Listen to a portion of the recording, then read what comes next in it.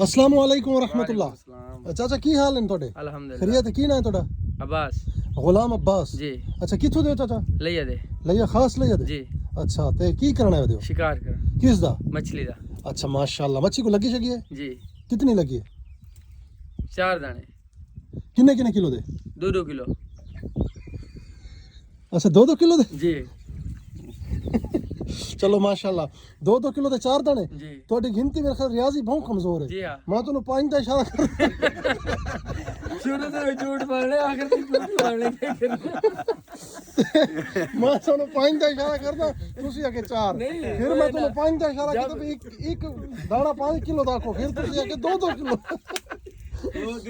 उस्ताद बहावल कंदना में पढ़ दे तरतीब दसन देखा ना होवे ना कि 4 ते को 5 दाना 2-2 किलो दे कोई 1.5 किलो दे कोई 3 किलो दे एको जाते खड़ गए पानी च 2 किलो दा दाना आया मेरा देखा निका शुरू तो जो शुरू तेरा ना कौन है?